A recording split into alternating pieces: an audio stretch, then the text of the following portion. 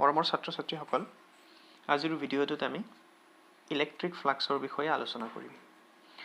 তো ইলেক্ট্ৰিক ফ্লাক্সলৈ যোৱাৰ আগতে আমি এটা বস্তু শিকি ল'ব লাগিব, সেইটো হ'ল এৰিয়া ভেক্টৰ। চ' ইমান দিনে তোমালোকে এৰিয়াটোক এটা স্কেলাৰ হিচাপে শিকি আহিছিলা। ইয়াত আমি কোনো ধৰণৰ ডাইৰেকশ্যন এছাইন কৰা নাছিলোঁ, কিন্তু দেখা যায় কিছুমান চিটুৱেশ্যনত এৰিয়াই ভেক্টৰৰ নিচিনা বিহেভ কৰে। তেতিয়া এৰিয়াক যদি আমি ভেক্টৰ হিচাপে ক'ব যাওঁ, প্ৰথম প্ৰশ্নতে তোমালোকে নিশ্চয় এইটো কৰিবা যে ছাৰ ইয়াৰ ডাইৰেকশ্যন কোনপিনে হ'ব। চ' এৰিয়া ভেক্টৰৰ ডাইৰেকশ্যন কোনপিনে হ'ব সেইটো আমি চাওঁ। যদি আমাৰ হাতত এনেকুৱা এটা অপেন ছাৰ্ফেচ থাকে, অপেন ছাৰ্ফেচ মানে যাৰ এটা কি আছে, বাউণ্ডাৰী আছে, এটা এজ আছে। এনেকুৱা অপেন ছাৰ্ফেচৰ ক্ষেত্ৰত এৰিয়া ভেক্টৰৰ ডাইৰেকশ্যন সদায় ছাৰ্ফেচটোৰ পৰা পাৰপেণ্ডিকুলাৰ দিশত হয়। তো যিহেতু এইটো অপেন ছাৰ্ফেচ, ইয়াতে দুটা পৃষ্ঠ আছে, দুটা ছাৰ্ফেচ আছে, তো কি হ'ব, তো তুমি ইয়াতে যদি তুমি এৰিয়া ভেক্টৰৰ ডাইৰেকশ্যন পাব বিচৰা, তুমি কি কৰিব লাগিব, এইটো ছাৰ্ফেচৰ ওপৰত এটা পাৰপেণ্ডিকুলাৰ টানিব লাগিব, এনেকৈ এটা নৰ্মেল টানিব লাগিব। সেই নৰ্মেলটোৱে কি বুজাব, এই ছাৰ্ফেচটোৰ এৰিয়া ভেক্টৰৰ ডাইৰেকশ্যন বুজাব। ইয়াতে নৰ্মেলটো তুমি ওপৰ পিনেও টানিব পৰা নাইবা তল পিনেও টানিব পৰা। চ' ইয়াতে এইটো এৰিয়াৰ ডাইৰেকশ্যন ওপৰ পিনেও হ'ব পাৰে, তল পিনেও হ'ব পাৰে, কিন্তু ডাইৰেকশ্যনটো সদায় কি হ'ব লাগিব, এৰিয়াটোৰ লগত কিমান ডিগ্ৰী এংগেল কৰি থাকিব লাগিব, 90 ডিগ্ৰী এংগেল কৰি থাকিব লাগিব। আৰু যদি এটা ক্ল'জড ছাৰ্ফেচ হয়, ক্ল'জ ছাৰ্ফেচ মানে যাৰ এনেকুৱা পাৰ্টিকুলাৰ বাউণ্ডাৰী নাথাকে, ফৰ এক্সাম্পল স্ফিয়াৰ বা যিকোনো বন্ধ ছাৰ্ফেচ, তেনেকুৱা বন্ধ ছাৰ্ফেচৰ ক্ষেত্ৰত এৰিয়া ভেক্টৰৰ ডাইৰেকশ্যন সদায় আউটছাইডত হয়, আউটৱাৰ্ড ডাইৰেকশ্যনত হয়। আৰু যদি ছাৰ্ফেচটো যদি এনেকুৱা প্লেন নাথাকে, যদি এনেকুৱা বেকা থাকে, তেতিয়া কি হ'ব, যদি ছাৰ্ফেচটো কাৰ্ভ থাকে, তেনেহ'লে কি কৰিব লাগিব, প্ৰত্যেকটো পইণ্টত এৰিয়া ভেক্টৰৰ ডাইৰেকশ্যন বেলেগ বেলেগ হ'ব লাগিব। সেনেকুৱা চিটুৱেশ্যনত আমি কি কৰিম, প্ৰত্যেকটো পইণ্টত আমি ছাৰ্ফেচৰ ওপৰত নৰ্মেল টানিম আৰু সেই নৰ্মেলটোৱে বুজাব ছাৰ্ফেচটোৰ এৰিয়া। ফৰ এক্সাম্পল, যদি আমাৰ হাতত এনেকুৱা এটা ছাৰ্ফেচ থাকে, বেকা যদি এটা ছাৰ্ফেচ থাকে, তোমাক ইয়াতে যদি এৰিয়া ভেক্টৰৰ ডাইৰেকশ্যন উলিয়াব দিয়ে, কি কৰিবা, প্ৰথমতে এইটোত আমি কি কৰিম, এটা টেনজেণ্ট টানিম আৰু এই টেনজেণ্টৰ ওপৰত এটা নৰ্মেল টানিম। তো এই নৰ্মেলটো হ'ব এইখিনি এৰিয়া, এইখিনি এটা সৰু এৰিয়া, আমি যদি ডি এ বুলি কওঁ, সেই ডি এ এৰিয়াত এৰিয়া ভেক্টৰৰ ডাইৰেকশ্যন। আৰু যদি এইটো পইণ্টত তেনেহ'লে এৰিয়া ভেক্টৰৰ ডাইৰেকশ্যন কেনেকুৱা হ'ব, তো আমি কি কৰিব লাগিব, এই সৰু এৰিয়াটোত, এই এৰিয়াটোক আমি ডি এ বুলি ক'লোঁ, সেই ডি এ এৰিয়াত আমি কি কৰিম, এটা টেনজেণ্ট টানিম আৰু সেই টেনজেণ্টৰ 90 ডিগ্ৰীকে যিডাল আমাৰ নৰ্মেল থাকিব, সেই নৰ্মেলটোৱে বুজাব এই পইণ্টত এৰিয়া ভেক্টৰৰ ডাইৰেকশ্যন। ক্লিয়াৰ হ'ল? এৰিয়া ভেক্টৰৰ ডাইৰেকশ্যন সেই পাৰ্টিকুলাৰ ছাৰ্ফেচৰ নৰ্মেলি হ'ব লাগিব। অপেন ছাৰ্ফেচৰ ক্ষেত্ৰত এৰিয়া ভেক্টৰ তুমি দুই পিনে আঁকিব পাৰা, কিন্তু যদি ক্ল'জড ছাৰ্ফেচ হয়, তেনেহ'লে এৰিয়া ভেক্টৰ সদায় আমি আউটৱাৰ্ড ডাইৰেকশ্যনত আঁকিব লাগিব। তেনেহ'লে আমি এটা স্পেচিফিক এটা আমি এক্সাম্পল চাওঁ। যদি আমাৰ হাতত এটা স্ফিয়াৰ থাকে, এইটো চাৰ্কেল নহয় দেই, স্ফিয়াৰ, বহুতো আৰু স্ফিয়াৰ আঁকিব নোৱাৰোঁ, তেনেহ'লে সেই স্ফিয়াৰটোৰ ছাৰ্ফেচৰ প্ৰতিটো বিন্দুত এৰিয়া ভেক্টৰৰ ডাইৰেকশ্যন কেনেকুৱা হ'ব, আগৰ নিচিনাকৈ আমি কি টানিব লাগিব, টেনজেণ্ট টানিব লাগিব আৰু টেনজেণ্টৰ ওপৰত নৰ্মেল টানিব লাগিব। আৰু টেনজেণ্টৰ নৰ্মেল ডাইৰেকশ্যনত, টেনজেণ্টৰ ওপৰত তুমি যদি এটা পাৰপেণ্ডিকুলাৰ টানা, তাৰ ডাইৰেকশ্যন সদায় কাৰ দিশত হয়, ৰেডিয়াছৰ দিশত হয়। তেনেহ'লে আমি কি ক'ব পাৰোঁ যে স্ফিয়াৰ এটাৰ ক্ষেত্ৰত প্ৰতিটো পইণ্টত, স্ফিয়াৰটোৰ ছাৰ্ফেচৰ প্ৰতিটো পইণ্টত এৰিয়া ভেক্টৰৰ ডাইৰেকশ্যন কেনেকুৱা হ'ব, ৰেডিয়েলি আউটৱাৰ্ড, ৰেডিয়াছৰ পিনে হ'ব আৰু আউটৱাৰ্ড হ'ব। কিয় আউটৱাৰ্ড হ'ব, কাৰণ কনভেনশ্যনটো আমি আগতেই কৈছোঁ যে ক্ল'জড ছাৰ্ফেচৰ ক্ষেত্ৰত এৰিয়া ভেক্টৰৰ ডাইৰেকশ্যন সদায় আউটৱাৰ্ড দিশত হয়, আৰু স্ফিয়াৰ এটা কি ছাৰ্ফেচ হয়, ক্ল'জ ছাৰ্ফেচ হয়। একেদৰে আমি যদি এটা চিলিণ্ডাৰ কনচিডাৰ কৰোঁ, আৰু যদি এইটো যদি ক্ল'জড ছাৰ্ফেচ হয়, ক্ল'জ ছাৰ্ফেচ মানে কি হ'ব, ইয়াতে খোলা নাথাকে, যেটো আমাৰ যি দুটা প্লেন সাৰফেস থাকিব ওপৰত এইটো আৰু এইটো এই দুইটা কি হৈ থাকিব বন্ধ হৈ থাকিব তেতিয়া এইটো এটা কি হৈ যাব ক্লোজ সাৰফেস হৈ যাব তেনেহলে এই সিলিন্ডাৰটোৰ ক্ষেত্ৰত আমাৰ এৰিয়া ভেক্টৰৰ ডাইৰেকশন কোনপিনে হ'ব তো চোৱা এই যেটো সিলিন্ডাৰৰ এই যেটো কাৰ্ভ সাৰফেস ইয়াতে সদায় এৰিয়া ভেক্টৰ কোনপিনে থাকিব ৰেডিয়ালি আউটৱাৰ্ড আৰু ওপৰৰ যেটো প্লেন সাৰফেস ইয়াতে এৰিয়া ভেক্টৰ কোনপিনে থাকিব এনেকৈ ওপৰ পিনে থাকিব কাৰণ এটোটো প্লেন সাৰফেস হয় হয়নে নহয় তো প্লেন সাৰফেস হলে এৰিয়া ভেক্টৰ পাবৰ কাৰণে আমি কি টানিব লাগিব ইয়াৰ ওপৰত পাৰপেন্ডিকুলাৰ টানিব লাগিব পাৰপেন্ডিকুলাৰ টানিলে কেনেকুৱা হ'ব এনেকে ওপৰ পিনে যাব আৰু তলৰ যেটো প্লেন সাৰফেস আছে ইয়াতে এৰিয়া ভেক্টৰৰ ডাইৰেকশন এনেকুৱা পাৰপেন্ডিকুলাৰলি তল পিনে হ'ব আৰু এই পিনে কোন পিনে হ'ব ৰেডিয়াসৰ পিনে তেনেকে ওপৰ পিনে এটো যদি এনেকে লও ইয়াতে কোন পিনে হ'ব এনেকুৱা ৰেডিয়াসৰ পিনে হ'ব আৰু ইনৱাৰ্ড নে আউটৱাৰ্ড হ'ব সো এইখিনি আছিল এৰিয়া ভেক্টৰৰ বেসিক কথা আমি লাহে লাহে ইলেক্ট্ৰিক ফ্লাক্স কি বস্তু আমি চাব চেষ্টা কৰিম প্ৰথমতেই আমি এটা বস্তু আমি উলিয়াব চেষ্টা কৰিম যে number of electric field lines passing through a surface placed in electric field এটাত যদি আমি এটা সারফেস রাখো সেই সাৰফেসৰ মাজেদি কিমানখিনি ইলেক্ট্ৰিক ফিল্ড পাৰ হৈ যাব সেই বস্তুটো কিহৰ ওপৰত ডিপেন্ড কৰে তো আমি চাব বিচাৰিছো যে what are the factors on which number of electric field lines passing through a surface placed in an electric field depends that is what we want to see just what logical কথা সেই বস্তুটো depend কৰিব যেটো আমি surface ৰাখিছো suppose আমি এই সাৰফেসটো এটা ইলেক্ট্ৰিক ফিল্ডত ৰাখিছো তো এই সাৰফেসটোৰ এৰিয়া যিমান বেছি হ'ব হিমানে কি হ'ব ইয়াৰ মাজেদি ইলেক্ট্ৰিক ফিল্ড পাৰ হৈ যাব এটোটো আৰু সবে বুজি পাব তেনেহলে আমি কি ক'ব পাৰিম এই যেটো number of electric field lines আমি যেটো লিখিছো এই বস্তুটোক যদি আমি ক্যাপিটাল এন এৰে বুজাও সেই ক্যাপিটাল এন টো কি হ'ব এৰিয়াৰ ডাইৰেক্টলি প্ৰপৰ্শনাল হ'ব এৰিয়া যিমান বেছি হ'ব number of electric field lines passing through that area হিমানে বেছি হ'ব আৰু কিহৰ ওপৰত ডিপেন্ড কৰিব সোৱাচোন কিহৰ ওপৰত ডিপেন্ড কৰিব ইলেক্ট্ৰিক ফিল্ডৰ ওপৰত ডিপেন্ড কৰিব কিয় ডিপেন্ড কৰিব আমি জানো ইলেক্ট্ৰিক ফিল্ডৰ ষ্ট্ৰেংথ যিমান বেছি হয় ইলেক্ট্ৰিক ফিল্ড লাইন্সৰ ক্ৰাউডনেসও হিমানে বেছি হয় ইলেক্ট্ৰিক ফিল্ড লাইন্স হিমান বেছি ঘন থাকে আৰু ইলেক্ট্ৰিক ফিল্ড লাইন্স যিমান বেছি ঘনকে থাকিব এটা পাৰ্টিকুলাৰ এৰিয়াৰ মাজেদি হিমানে বেছি সংখ্যক ইলেক্ট্ৰিক ফিল্ড লাইন্স পাৰ হৈ যাব আৰু ইলেক্ট্ৰিক ফিল্ডৰ ষ্ট্ৰেংথ যদি কম হয় তেনেহলে ইলেক্ট্ৰিক ফিল্ড লাইন্স বেছি পাতলকে থাকিব আৰু যদি বেছি পাতলকে থাকে এটা পাৰ্টিকুলাৰ এৰিয়াৰ মাজেদি পাৰ হৈ যোৱা ইলেক্ট্ৰিক ফিল্ড লাইন্সৰ সংখ্যাও কম হ'ব তেনেহলে আমি কি ক'ব পাৰো যে number of electric field lines passing through a area is directly proportional to strength of the field fieldor strength jiman beshi hobo number of electric field lines himane besike par hoi jabo aru fieldor strength jiman kom hobo himane ei number to kom hobo gotike ami ki likhibo parim number of electric field lines passing through a particular area is directly proportional to the strength of the field is it clear আৰু কিহৰ ওপৰত depend কৰিব সোৱাচোন এংগেলৰ ওপৰত depend কৰিব না নাই আমি যদি এৰিয়াটোৰ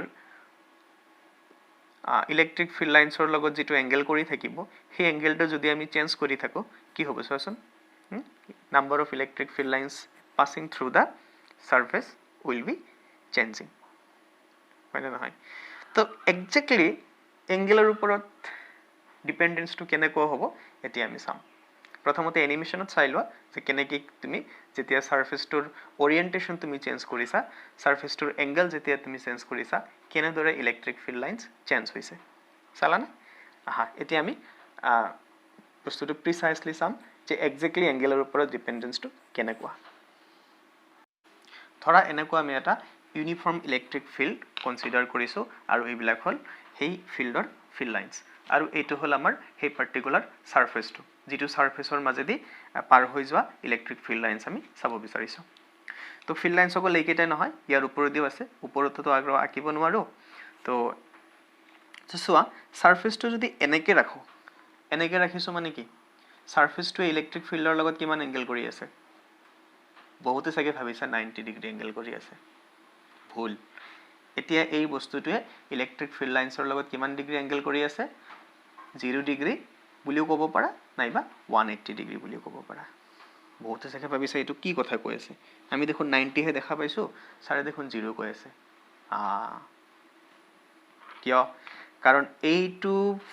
এৰিয়াৰ ডাইৰেকশন কোন পিনে আছে হয় এই পিনে আছে নহলে এই পিনে আছে যদি আমি এই পিনে এটো মই আঁকি লৈছো বস্তুটো মানে যদি আমি এই পিনে এৰিয়াৰ ভেক্টৰটো ডাইৰেকশন থাকা বুলি কও তেনেহলে এইটো হ'ব এৰিয়াৰ ভেক্টৰৰ ডাইৰেকশন 90 ডিগ্ৰী হ'ব লাগিব হয় না নহয় সাৰফেসৰ লগত এৰিয়া ভেক্টৰৰ ডাইৰেকশন কিমান হয় 90 ডিগ্ৰী হয় সো এটো যদি মই এনেকে প্লেস কৰো তেনেহলে এটো সাৰফেসত তুমি কি আঁকিব লাগিব এটা পাৰপেন্ডিকুলাৰ আঁকিব লাগিব সেই পাৰপেন্ডিকুলাৰটো এটো হ'ব সেই নৰমালটো এটো হ'ব আৰু এটোৱে এৰিয়াটোৰ ডাইৰেকশন বুজাব সো এই ভেক্টৰটো ফিল্ডৰ লগত কিমান ডিগ্ৰী এংগেল কৰি আছে 0 ডিগ্ৰী এংগেল কৰি আছে এতিয়া ডায়াগ্ৰামত যেনেকে চালা হেতু আমি ইয়াৰ যদি ওৰিয়েন্টেশনটো চেঞ্জ কৰি দিও এটো যদি মানে কি বেকা কৰি দি থাকো কি দেখা পাই আছা number of electric field lines কি হৈ আছে কম হৈ আছে না নাই আৰু কম হৈ আছে সোৱা আৰু কম হৈ আছে মাত্ৰ দুটা তিনিটা মান হুমাইছে আৰু কম হৈ আছে আৰু যেতিয়া তুমি এনেকে ৰাখিছা মানে এতিয়া দেখা পাইছানে বাৰু বস্তুটো এতিয়া এৰিয়াই ফিল্ডৰ লগত কিমান ডিগ্ৰী এংগেল কৰি আছে চোৱাচোন এতিয়া এৰিয়াই ফিল্ডৰ লগত কিমান ডিগ্ৰী এংগেল কৰি আছে 90 ডিগ্ৰী 0 ডিগ্ৰী নহয় 90 ডিগ্ৰী কাৰণ এৰিয়াৰ ডাইৰেকশন এই পিনে হ'ব তো এৰিয়াৰ ডাইৰেকশন যদি এই পিনে হয় এই ভেক্টৰটো ফিল্ডৰ লগত কিমান ডিগ্ৰী এংগেল কৰি আছে 90 ডিগ্ৰী সো কি দেখা পালা যেতিয়া এৰিয়াই ফিল্ডৰ লগত 90 ডিগ্ৰী এংগেল কৰি থাকে তেতিয়া ইয়াৰ মাজেদি পাৰ হৈ যোৱা ইলেক্ট্ৰিক ফিল্ড লাইন্সৰ সংখ্যা কিমান হয় 0 যেতিয়া ইলেক্ট্ৰিক ফিল্ডৰ লগত ই 0 ডিগ্ৰী এংগেল কৰি থাকে maximum number of electric field lines ইয়াৰ মাজেদি পাৰ হৈ যায় হেতু বস্তু বুজি পাইছা ওকে এতিয়া আমি 0 ডিগ্ৰী আৰু 90 ডিগ্ৰীৰ মাজৰ এটা এংগেল লম ধৰা এৰিয়াটো এনেকে আছে ফাইন না 0 ডিগ্ৰী থাকিলে গুটেইকেটা ইলেক্ট্ৰিক ফিল্ড লাইন্স পাৰ হৈ গৈছিলে আৰু এতিয়া আমি যদি এনেকৈ এটা বেলেগ এটা এংগেলক এটুক টিল্ট কৰি দিও তেতিয়া দেখা যায় যে এইকেটা ইলেক্ট্ৰিক ফিল্ড লাইন্সে পাৰ হৈ গৈছে কিহৰ মাজেদি আমাৰ এৰিয়াটোৰ মাজেদি আমাৰ সাৰফেসটোৰ মাজেদি তো আমি যদি এতিয়া সেই এৰিয়াটোৰ এৰিয়া ভেক্টৰ আৰু ইলেক্ট্ৰিক ফিল্ডৰ মাজৰ এংগেল উলিয়াব বিচাৰো প্ৰথমতে আমি কি কৰিব লাগিব এৰিয়াটোৰ ওপৰত 90 ডিগ্ৰী কে এটা ভেক্টৰ টানিব লাগিব 90 ডিগ্ৰী হৈছে নে হৈছে সো এইটোৱে কি বুজাব আমাৰ এৰিয়াৰ ডাইৰেকশন আৰু এই পিনে কি আছে ফিল্ডৰ ডাইৰেকশন গতিকে এই যেটো এংগেল থিটা এই এংগেলটো কি হ'ব angle between area vector and electric field এইটো এংগেল নহয় কিন্তু কাৰণ এৰিয়া পাবৰ কাৰণে এৰিয়া ভেক্টৰ পাবৰ কাৰণে আমি সাৰফেসটোৰ ওপৰত নৰমাল টানিব লাগে বাৰে বাৰে কৈ আছো যাতে তোমালোকে ভুল নকৰা এতিয়া আমি কি কৰিব পাৰো এৰিয়া যেহেতু এটা ভেক্টৰক আমি ৰিজলভ কৰিব পাৰো আমি এটা কাম কৰো আমি এই এৰিয়াটোক এটো যদি ইয়াতে এটা লাইন দেখা পাইছে এটো একচুয়ালি লাইন নহয় এই গুটেইখিনি বস্তু এই গুটেইটো এৰিয়াটো আঁকা সম্ভৱ নহয় অকল মই তলৰ যেটো এজ আছে এজটো আঁকিছো তো এই এৰিয়াৰ ভেক্টৰটোক আমি কি কৰিব পাৰো এই পিনে এটা কম্পোনেন্ট আৰু এই পিনে এটা কম্পোনেন্টত ভাগ কৰি দিব পাৰো আমি ৰিজলভ কৰি দিওতে এই পিনে এটা এৰিয়া পাইছো এইটো এৰিয়া কিমানখিনি হ'ব সোৱা আগৰটোতকৈ সৰু হ'ব কিমান লৈকে গৈছে ইমান লৈকে গৈছে তাৰ মানে ইয়াতে যদি মই কাটি দিওতে যিমানখিনি আহিব এটো ইয়াতে এনেকৈ ৰাখি ইয়াতে ধৰা মই এইখিনি কাটি পেলাই দিলো তো এইখিনি এৰিয়া যেটো হ'ব হেতু হ'ব এইটো কম্পোনেন্ট আৰু এই পিনে কোনখিনি হ'ব এই পিনে যদি উলিয়াব বিচৰা এইখিনি হ'ব এই এৰিয়াটোৰ এইটো কম্পোনেন্ট এইটো কম্পোনেণ্টৰ মাজেদি কিবা ইলেক্ট্ৰিক ফিল্ড লাইন্স পাৰ হৈছে নে নাই হোৱা তো তুমি প্ৰেক্টিকেলিও চাব পাৰিবা কাৰণ এৰিয়াটো যদি এনেকৈ থাকে ইয়াৰ মাজেদি কোনো ফিল্ড লাইন্স পাৰ হোৱা নাই আৰু এই যিটো এৰিয়া আছে এই যিটো এৰিয়াৰ কম্পোনেণ্ট এৰিয়া আছে ইয়াৰ মাজেদিহে অকল ইলেক্ট্ৰিক ফিল্ড পাৰ হৈ গৈছে চ' এইটো এংগেল যদি থিতা হয় আমি দেখুৱাব পাৰিম এইটো এংগেলো কি হ'ব থিতা হ'ব তেনেহ'লে এইখিনি এৰিয়া কিমান হ'ব জানাই সবেই এ কছ থিতা আৰু এইখিনি এৰিয়া কিমান হ'ব এ সাইন থিতা আৰু আমাৰ যিটো অৰিজিনেল এৰিয়া আছিলে এ এৰিয়া যিটো আছিলে সেইটো এৰিয়াৰ মাজেদি যিমানখিনি ইলেক্ট্ৰিক ফিল্ড লাইন্স পাৰ হৈ গৈছে সেইখিনি আচলতে কাৰ মাজেদি পাৰ হৈ যোৱা ইলেক্ট্ৰিক ফিল্ড লাইন্স এ কছ থিতাৰ মাজেদি পাৰ হৈ যোৱা আৰু এ সাইন থিতাৰ মাজেদি কোনো ইলেক্ট্ৰিক ফিল্ড লাইন্স পাৰ হৈয়ে যোৱা নাই তো আমি কি লিখিব পাৰিম যে এইটো এৰিয়াৰ মাজেদি পাৰ হৈ যোৱা ইলেক্ট্ৰিক ফিল্ড লাইন্স একচুৱেলি এইখিনি এৰিয়াৰ মাজেদি পাৰ হৈ যোৱা ইলেক্ট্ৰিক ফিল্ড লাইন্সৰ সমান হ'ব তো কি দেখা পালা ইয়াৰ পৰা যে এই বস্তুটো যিমান বাঢ়িব এ কছ থিতা যিমান বাঢ়িব সিমানে বেছি সংখ্যক ইলেক্ট্ৰিক ফিল্ড লাইন্স ইয়াৰ মাজেদি পাৰ হৈ যাব অৰ্থাৎ কছ থিতা যিমান বাঢ়িব সিমানে বেছি সংখ্যক ইলেক্ট্ৰিক ফিল্ড লাইন্স কি হ'ব এইটো এৰিয়াৰ মাজেদি পাৰ হৈ যাব এই গোটেই কথাখিনি যদি এতিয়া মই এটা মানে এটা এক্সপ্ৰেছনত লিখিব বিচাৰো আমি কি লিখিব পাৰিম number of field lines passing through a area is directly proportional to তিনিটা বস্তু কি বস্তু এটা হ'ল ইলেক্ট্ৰিক ফিল্ড আৰু এটা হ'ল এৰিয়া আৰু এটা হ'ল কছ থিতা য'ত থিতা মানে হ'ল এৰিয়া ভেক্টৰ আৰু ইলেক্ট্ৰিক ফিল্ডৰ মাজৰ এংগেল এৰিয়া ভেক্টৰৰ ডাইৰেকশ্যন কোন পিনে সাৰফেসৰ পাৰপেণ্ডিকুলাৰ দিশত তো এই যিটো কোৱান্টিটি এইটো কোৱান্টিটিকে কি বুলি কোৱা হয় ইলেক্ট্ৰিক ফ্লাক্স আৰু এইটো লিখা হয় ফাই সাবস্ক্ৰিপ্ট ই হিচাপে ইয়াতে ই ইলেক্ট্ৰিক বুজাইছে আৰু ফাই ফ্লাক্স বুজাইছে সো এইটো আমি কি পালো ই এ কস থিতা তো এইটো বস্তু আমি ডিফাইন কৰাৰ কাৰণে ইমানখিনি কিয় কৰিলো কাৰণ যাতে আমি ইলেক্ট্ৰিক ফ্লাক্সৰ ফিজিক্যাল সিগনিফিকেন্সটো বুজি পাওঁ তো আমি কি বুজি পালো ইলেক্ট্ৰিক ফ্লাক্স কি বস্তু ইলেক্ট্ৰিক ফ্লাক্স হ'ল ইলেক্ট্ৰিক ফিল্ডত ৰখা এটা সাৰফেসৰ মাজেদি পাৰ হৈ যোৱা ইলেক্ট্ৰিক ফিল্ড লাইন্সৰ জোখ ইলেক্ট্ৰিক ফ্লাক্স কি হ'ব যে ইলেক্ট্ৰিক ফিল্ড লাইন্স যদি বেছিকৈ পাৰ হৈ যায় এটা পাৰ্টিকুলাৰ সাৰফেসৰ মাজেদি তেতিয়া আমাৰ ইলেক্ট্ৰিক ফ্লাক্স বেছি হ'ব আৰু যদি ইলেক্ট্ৰিক ফিল্ড লাইন্সৰ সংখ্যা কমকৈ পাৰ হৈ যায় তেতিয়া ইলেক্ট্ৰিক ফ্লাক্সৰ ভ্যালু কম হ'ব যদি কোনো এটা সাৰফেসৰ মাজেদি ইলেক্ট্ৰিক ফিল্ড লাইন্স পাৰ হৈ নাযায় তেতিয়া আমাৰ ফ্লাক্স কিমান হ'ব 0 হ'ব ইয়াত বহুতে এটা বস্তু ভুলকে বুজিব পাৰা বা কিছুমান কিতাপত তেনেকৈ লিখাও থাকে যে ইলেক্ট্ৰিক ফ্লাক্স মানে হ'ল number of field lines passing through a area এইটো কথা শুদ্ধ নহয় ইলেক্ট্ৰিক ফ্লাক্সটো নাম্বাৰ নহয় ইলেক্ট্ৰিক ফিল্ড লাইন্সৰ একজেক্টলি নাম্বাৰটো নুবুজায় কিন্তু সেই ইলেক্ট্ৰিক ফিল্ড লাইন্সৰ নাম্বাৰৰ ডাইৰেক্টলি প্ৰপৰ্চনেল হয় একজেক্ট নাম্বাৰ নুবুজায় বুজি পালা কথাটো ওকে সো যেহেতু ই আৰু এ দুইটাই ভেক্টৰ আৰু ইয়াতে কস থিতা আছে তো এইটো বস্তুক আমি কি হিচাপে লিখিব পাৰিম ই ডট এ হিচাপে লিখিব পাৰিম কাৰণ তোমালোকে আগতে পাই আহিছা এ ডট বি মানে কি এ বি কস থিতা তেনেহলে এ বি কস থিতা মানে কি এ ডট বি ই এ কস থিতা মানে কি ই ডট এ সো এইটো এটা হ'ল ইলেক্ট্ৰিক ফ্লাক্সৰ ফৰ্মুলা তো ইলেক্ট্ৰিক ফ্লাক্সটো কি কোৱান্টিটি হ'ব ভেক্টৰ কোৱান্টিটি না স্কেলাৰ কোৱান্টিটি ডট প্ৰডাক্ট হৈছে স্কেলাৰ প্ৰডাক্ট হৈছে গতিকে ইয়াতে ভেক্টৰ কোৱান্টিটি হোৱাৰ প্ৰশ্নই নুঠে সো ইলেক্ট্ৰিক ফ্লাক্স ইজ এ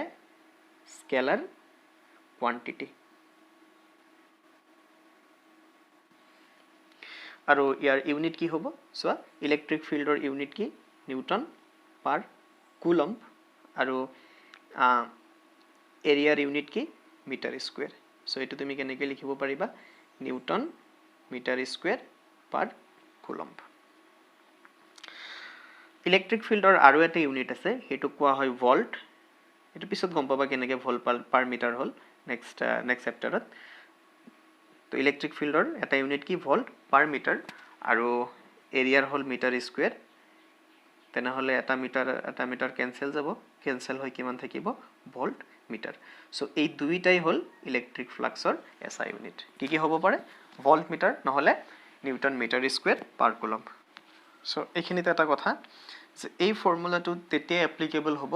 যেতিয়া ই আৰু থিটাৰ ভ্যালু সেম থাকিব তাৰ মানে এই ফৰ্মুলাটো আমাৰ এপ্লাই কৰিব লাগিলে ই আৰু থিতা চেঞ্জ হৈ থাকিব নোৱাৰে যদি ই বা থিতা বা দুইটাই চেঞ্জ হৈ থাকে তেতিয়াহ'লে আমি ইন্টিগ্ৰেশনৰ হেল্প ল'ব লাগিব তেতিয়া আমাৰ ফ্লাক্সৰ ডেফিনেশন কেনেকুৱা হৈ যাব integration of E dot DA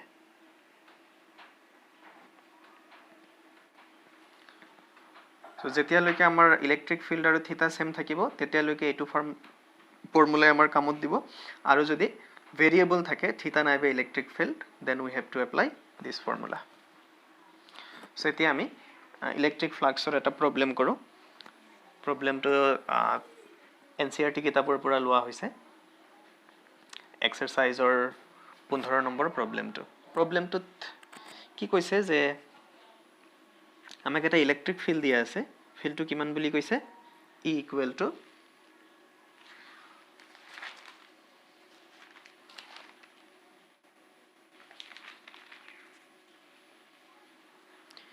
3 into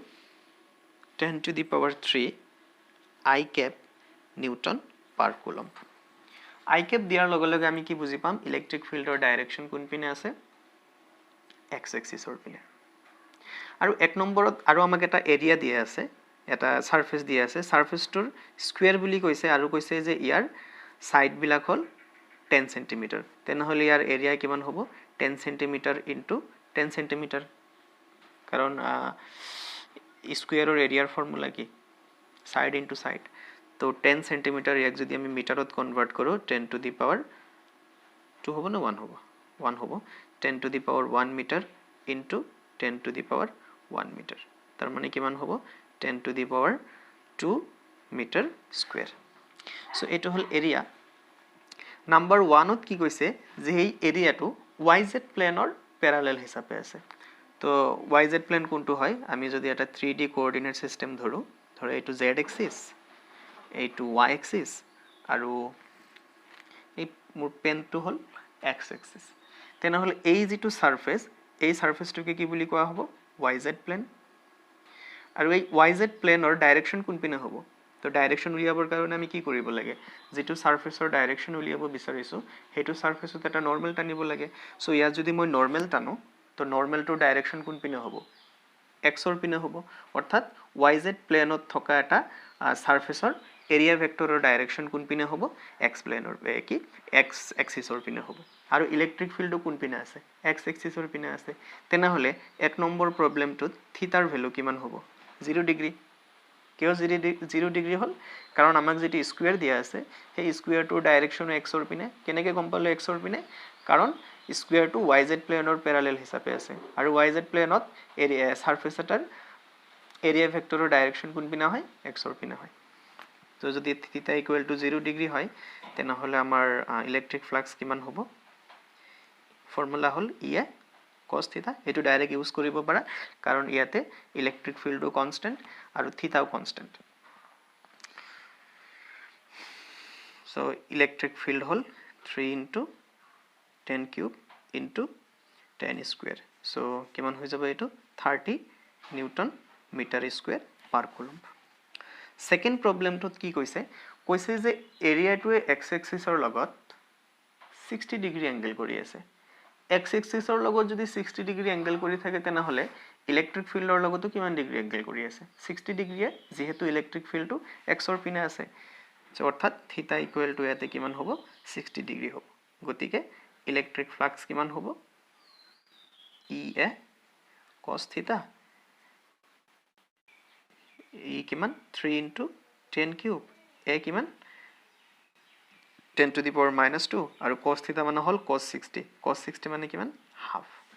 so এটো কিমান হৈ যাব 15 নিউটন মিটাৰ স্কয়াৰ পাৰ কুলম্ব সো এনেকৈ কি কৰিব পাৰিবা ইলেক্ট্ৰিক ফ্লাক্সৰ প্ৰবলেম কৰিব পাৰিবা হল সো আজিৰ কাৰণে এইখিনিয়ে যদি কিবা ডাউট থাকে কিবা সুধিব লগা থাকে কিবা সাজেশন থাকে তেনেহলে কমেন্ট কৰি জনাব পাৰা থ্যাংক ইউ